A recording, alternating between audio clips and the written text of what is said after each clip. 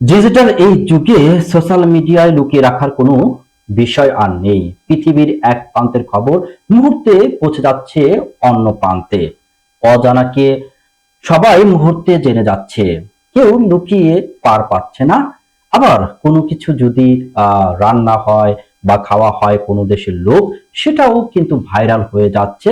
ওখানকার যারা কাজ করে তারা এই জিনিসটা কিন্তু ভাইরাল হচ্ছে। যেমন বাংলাদেশের প্রবাসীরা অনেকে মধ্যপ্রাচ্যে থাকেন, সৌদিতেও থাকেন, তারা এই সান্ডা নিয়ে কয়েকদিন ধরে পোস্ট দিচ্ছেন।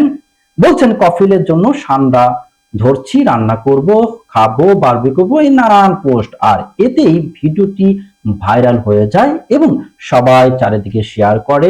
বিষয়টি নিয়ে হাসা ঠাট্টাও কম হচ্ছে না এবং মিমও তৈরি করছে অনেকে। আসলে এই সান্ডাটা কি, সেই সান্ডাটাই আজকে আপনাদের বলবো।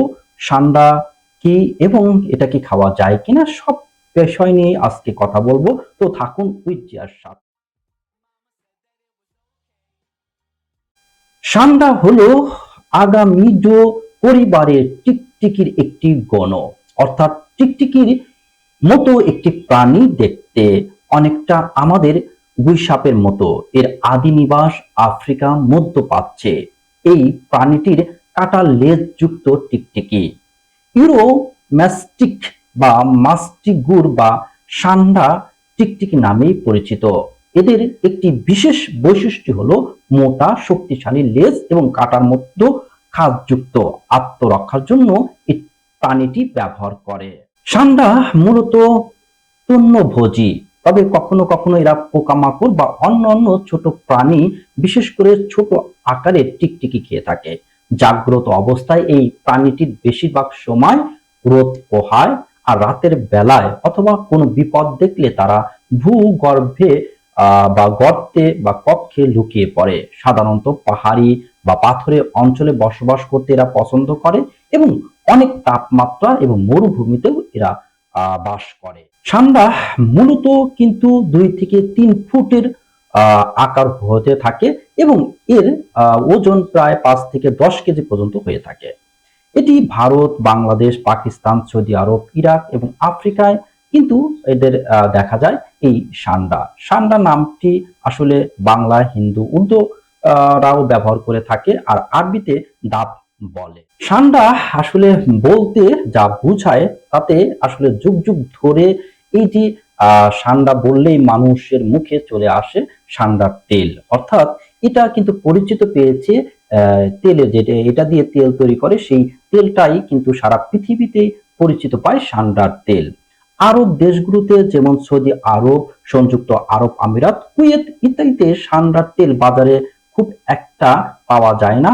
অনেক দেশেই এটি নিষিদ্ধ করা হয়েছে এবং এটি সাধারণত আয়ুর্বেদিক এবং ইউনানি ওষুধের দোকানে সীমিতভাবে পাওয়া যায়।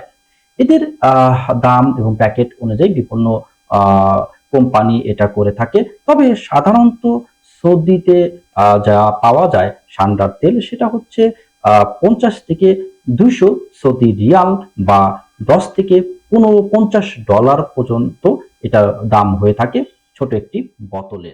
সান্ডার তেল এর নিষ্কাশন করা বা এটাকে মেরে ফেলা বন্যপ্রাণী সংরক্ষণ আইনের কিন্তু নিষিদ্ধ রয়েছে। আর এই যে সান্ডার তেল, এটা পুরুষের যৌন শক্তি বৃদ্ধিতে ব্যবহার করা হয়, কিন্তু আসলে এটার কোনো বৈজ্ঞানিক কোনো ভিত্তি পাওয়া যায় না। অনেকে এটা বলে থাকেন, চিকিৎসকরা এটাকে আসলে বিপজ্জনকও বলেছে অনেক জায়গায়। দর্শক, এখন আমরা দেখব এই যে সান্ডাকে আসলে আরবরা যে জবাই করে বা বারবি করে খায়, এটা খাওয়াটা আসলে কতটা হালাল। ইসলামে সান্ডা খাওয়া নিয়ে বিতর্ক রয়েছে। হাদিস অনুযায়ী নবী মুহাম্মদ সাল্লাল্লাহু আলাইহি ওয়াসাল্লাম নিজে সান্ডা খাননি, তবে নিষিদ্ধ করেননি।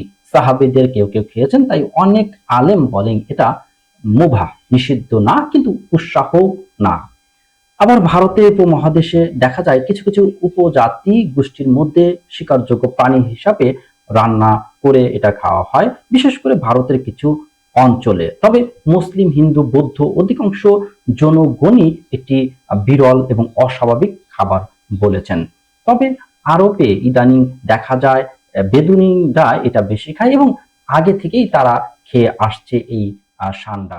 ছুটিতে সান্ডা কিন্তু রান্না করে তারা খায়, কষিয়ে রান্না করে ঝাল মরিচ দিয়ে, কখনো গ্রিল করে, কখনো রুটি চালের ভাতের সাথে, এবং তারা মরিচ মশলা মাখিয়ে বারবিকিউ হিসাবে খায়। আর তারা খাওয়ার সময় রসুন, পেঁয়াজ, মরিচ, লবণ এবং টমেটো ব্যবহার করে। তো দর্শক, এই যে সান্ডা, সেই সান্ডা কিন্তু তারা খাচ্ছে, তাদের দেশে কিন্তু এটি অপরাধ নয়। আরবে বৈধ এবং প্রচলিত, কিন্তু ভারত, বাংলাদেশ, পাকিস্তান সেটাকে সান্ডা বলা হয়। এটা কিন্তু আইনগতভাবে সংরক্ষিত প্রাণী।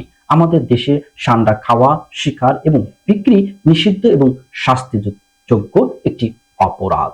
তাই কেউ আমরা এই সান্ডা ধরে জবাই করে খাওয়ার উদ্দেশ্যে বা ভাইরালের উদ্দেশ্যে যেন না করি।